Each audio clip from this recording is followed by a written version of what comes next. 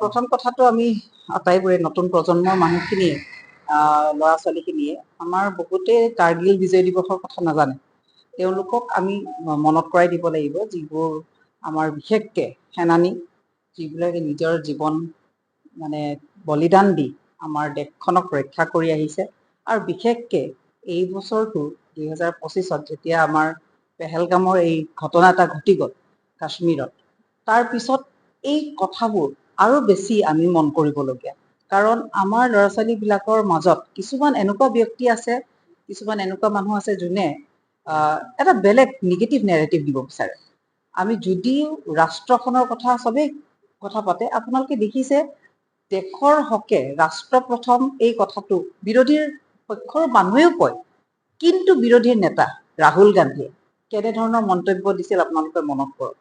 আজি মই পেহেলগামৰ কথাটো কওঁতে আমি মনত কৰিব লাগিব যে বিজয় দিৱস যে কাৰ্গিলত কিমান মানুহ আমাৰ কিমান আৰ্মি, কিমান ল'ৰা ছোৱালীৰ মানে পিতৃহাৰা হৈছিল, কিমান মাক পুত্ৰহাৰা হৈছিল, কিমান মহিলা বিধৱা হৈছিল।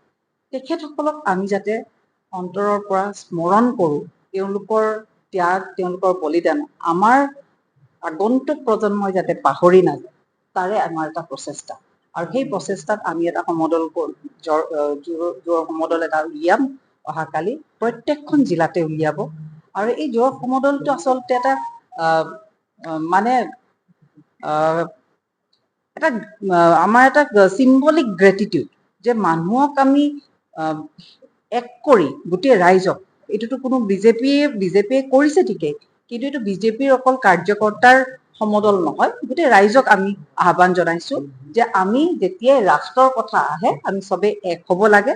আৰু আমি আমাৰ সেনাবাহিনী, আমাৰ যিখিনি ডিফেন্স ফ'ৰ্চ আছে, তেখেতসকলৰ যাতে মনোবল সদায় আমি বঢ়াব পাৰোঁ আৰু তেওঁলোকৰ বলিদানক যাতে কেতিয়াও আমি মানে সৰু নকৰোঁ, বা তেওঁলোকক কেতিয়াও যাতে আমি অৱহেলাৰ নজৰেৰে নাচাওঁ।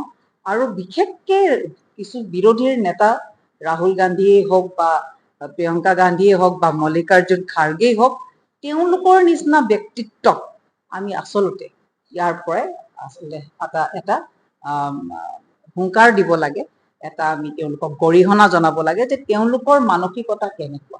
আৰু তাৰে পৰা কিন্তু ৰাষ্ট্ৰখনক বচাবৰ কাৰণে, দেশখনক বচাবৰ কাৰণে আমি বহু ধৰণৰ প্ৰচেষ্টা কৰিব লাগিব। অহাকালিৰ হ'বলগীয়া বিজয় যোনটো আমাৰ সমদলটো, সেইটো তাৰে এটাহে। আৰু সেইটো আমাৰ এতিয়া নিৰ্ণয় হৈছেহে, ইয়াক কয় বিষ্ণুপুৰৰ কালী মন্দিৰৰ ফিল্ডৰ পৰা ওলাব, ওলাই পেলাই কিমান কিলোমিটাৰ যায় সেইবিলাক আমাৰ বিবেচনা হৈ আছে, কালি আপোনালোকে গম পাম। Stay informed, stay ahead. News NE 365.